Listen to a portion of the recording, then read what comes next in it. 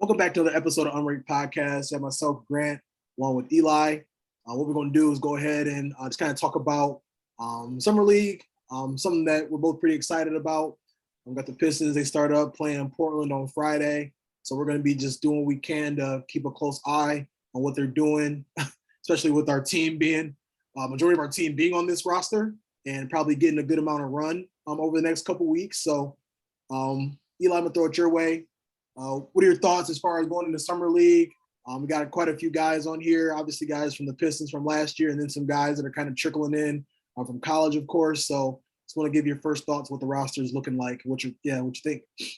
Yeah, so I would say I kind of see what we're doing here. I can't imagine some of these guys touching the actual floor as far as like Cade or maybe Sadiq Bey or mainly those two guys. I can't see them touching the floor here, but what they are going to do is they're going to practice. They're going to be together. They're going to build some of that early work as far as camaraderie and teamwork and knowing how people are going to be acting on the court. So I think that's kind of what they're doing that for. But as far as Summer League, who I'm excited to see, obviously the winner of the draft, and that's Jaden Ivey. Mm-hmm. I want to see him, really show flashes of dominance. I want to see him attack the basket like he did in college. I want to see how that jumper is going to transition in with a little bit bigger players, a little bit faster players, a little bit better defense. Just want to see how all that's going to flow for him. And second player that I'm most excited to watch in the Summer League, and that's Michigan faithful and Isaiah Livers. I think he showed a lot. We know him very well because he played at Michigan. But outside of that, even if you didn't know him till he hit the Pistons jersey, you could tell that he had flashes last year where he was hitting, especially near the end of the year, when he's starting to get a little bit of playing time. He can really shoot the ball, and I'm excited to see him take that as well as develop more of a well-rounded offensive game. But I don't have a doubt that he can shoot very well. And so those are the two players I'm most excited about. And so, who are you kind of looking at? I know you texted me about the roster as far as some of the players you've had a closer eye on in college. So who's kind of standing out to you? Yeah, so like you said, it'll be real interesting to see who all plays. I mean, you got Killian. I mean, I know his class, they didn't get a chance to play in Summer League just with the pandemic and such. So, I'm wondering if he'll play. I mean, I feel like Killian's kind of like, this might be like a make or break year, for him just with this team. And I'm, I just feel I've always kind of been like, I wouldn't say like I'm like a huge fan of his, but also I'm more just kind of like, we should just kind of see what happens with him just because he is 17 or 19, 20 years old. Pass the ball really, really well, plays defense really, really well. I think it could be, like a perfect fit for that, like that second unit, like running point for them, giving Cade a break and stuff here and there. So I just want to see how they plan on using him and how much they plan on playing him, because I do think that he should play. And of course, 200% agree with that. Yep.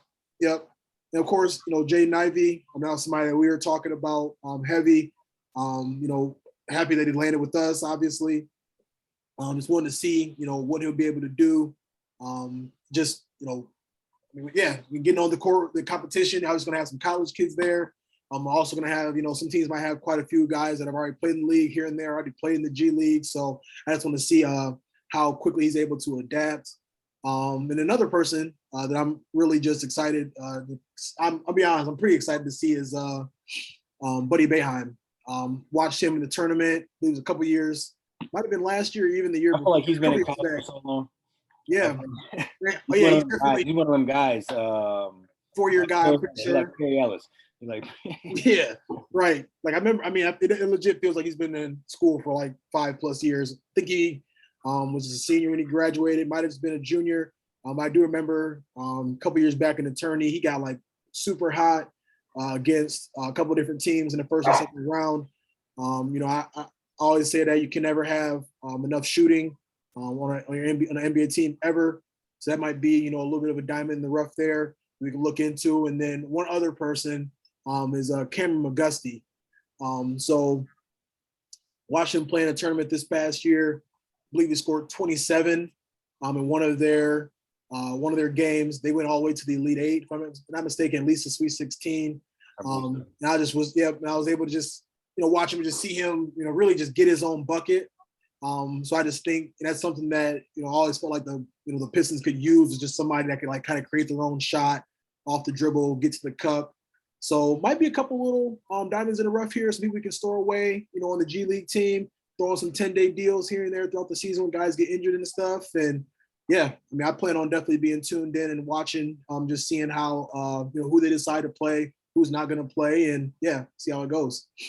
Yeah. So I think there's a common theme with, sorry, I'm looking at stats right here, but I think there's a common theme with all of these players we're bringing in, and that's they can shoot. Yeah. And from Buddy Boeheim, I just looked it up. He's a career like 36% guy in college. 36%, and he played over 120 games. Yeah. And then you got McGusty. I just looked. Has played in 148 career games. Yep. And shoots 340. So I think they're bringing guys who have lots of games under their belt, a little bit of experience, and they're really just looking for a couple of these guys to hit. And like you said, just kind of put them on the G League, have them develop, see if they fall into the rotation, and see if they can get hot.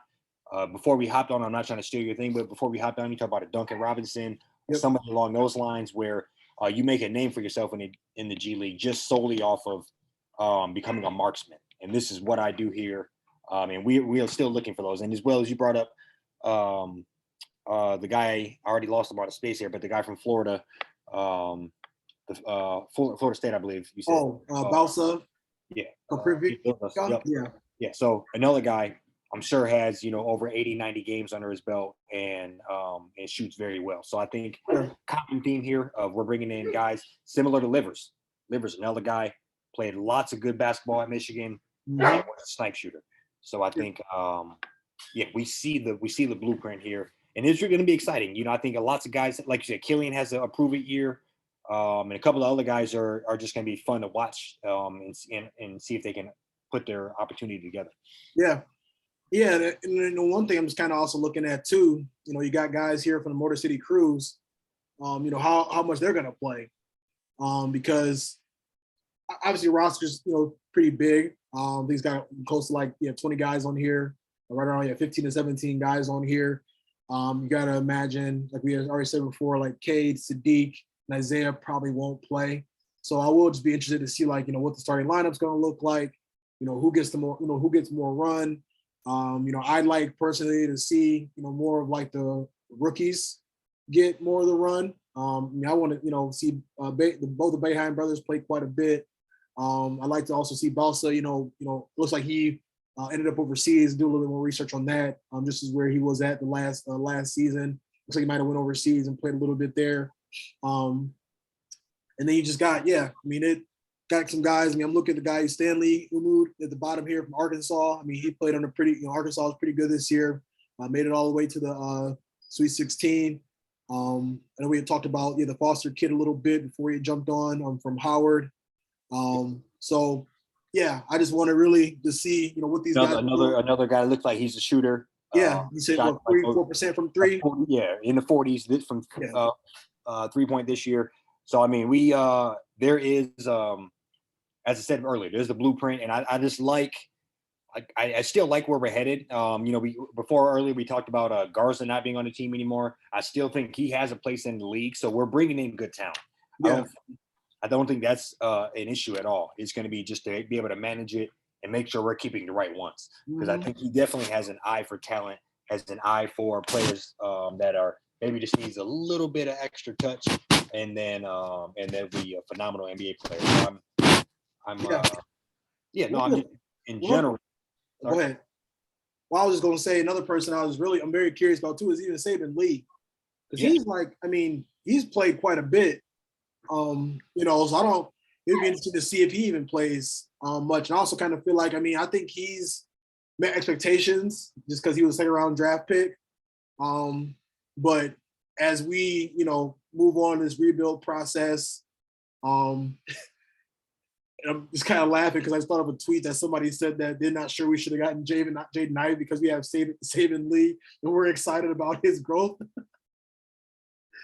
But nothing against him. He's like a 6'2", like, you know, he play off the ball a little bit, point guard. I like his game, but I also don't even know if he's gonna be in the cards long term. But it definitely depends on, you know. But he's the type of player that he's an asset. Yeah. Proven that if you give him some playing time and some trust behind him, that he'll do something with that. So yeah, that's maybe we can get back a second round pick for him or something along those lines. Yeah, at least he has value in the NBA. Right, he could push Killian too. You know, because I mean, I think him and, you know, those two, you know, depends on if we're bringing back, you know, Corey Joseph and some of these other guys that were kind of, you know, handling the ball here and there. But I think he can definitely push Killian, you know, to be that like second unit point guard. So yeah, I don't like. It'd be interesting to see how much he plays. Killian should definitely play. I mean, you know, obviously quite a few of these guys are going to be kind of sitting and hanging out. But we'll all find out in due time on Friday. So 100%. I think, you know, I forgot. I think it's Portland first. Indiana's in there somewhere. So I think, you know, it's going to be, you know, I'm assuming Benedict Mathurin will play. That's another guy I'll be interested to see. You know, with we talk a lot about a guy that is fell in our division that we both know is going to be a very formidable player. So, you know, that kind of early 5-6 draft pick matchup. You know, a lot of good basketball to look forward to. And you know, and as far as other things, you know, we officially signed Bagley. You know, we got that done. And the roster seems to be well shaped.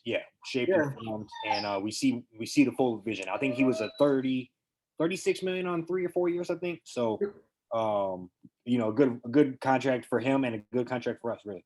Yeah. And just to even, you know, kind of start to talk about free agency a little bit. I mean, I think this might sound kind of crazy. I think one of my favorite picks or signings might have been Kevin Knox. You know, I feel like New York had a lot of talent on that team that just didn't get played the right way. And he didn't really play much last year, ended up getting traded to Atlanta.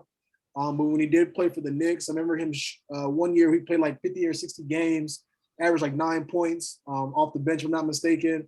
37% from three. Always feel like anytime you're shooting like over like 35%, that's pretty respectable clip to be shooting from. I pulled up some of his highlights. He had a couple of games where he had like 27 and 15. One game where he had like 28 points. You know, so he definitely has that like explosion like in him. I've kind of been just even comparing him to Duncan Robinson type. You know, they're kind of, you know, big, long or tall wings that can spread the floor a little bit. So I've seen him be able to go to the cup, you know, finish inside the 3-point line as well. That's something that Duncan and me, I've heard they tell him like don't even like take more than a dribble. So I imagine Kevin Knox got a little bit more athleticism in his game to where he'd be trusted to be able to go to the cup here and there, create for others or create for himself. So I think that's somebody to where we can potentially kind of like we can be kind of like his like redemption, like his where he can redeem himself. You know, we can be the ones that kind of bring out more, you know, of his potential. So yeah, we'll see what happens. It's so odd when you look at a player like him who is on their second destination. They've had flashes where they look amazing. They've had flashes where, you know, maybe not so hot, injuries, a lot of stuff, and he's like 22. Yep. And it's amazing that, you know, when you come in the league so early and you kind of get thrown to the wolves, that's kind of where the league is now. But a lot of those players do. I think of like Malik Monk. Think of a player like that from recent that just needed a new ground. Yep. Find a new space for him, a new role, new expectations, and it all's better now. You know, so right. I think that's kind of the what's the word I'm looking for? That's kind of the perfect situation for him. We bring him in, and he is a designated shooter for us. The one weird thing I always find odd with players like him is, I sent it to you, but he shot worse from two than he did from three, which is such an odd stat to see because you never see that. You never see a person shooting 39% from three and 33% from two. It's an odd pairing. But like you said, when you're a designated 3-point shooter, that means a lot of those 2 points are probably either layups or, you know, you just kind of got trapped with the ball at the last second. So, right. Yeah. So yeah, it's been so far. I mean, I would say this is probably one of the best Detroit Pistons off seasons I've ever been a part of, at least I can remember. And I think that we're on the right page. I love this roster. Players that I'm seeing. I mean, these are guys that I recognize in college that played very well and played at a high level, and even made some solid tournament runs. So those are things you love to see, as a Pistons fan, and see how they're able to potentially either contribute to our G League team and kind of just develop and just build on what they've learned, or even potentially make the roster and be a part of that, be a part of the team during the season and getting in and helping out. So we'll see what happens. Yes, sir. Yeah.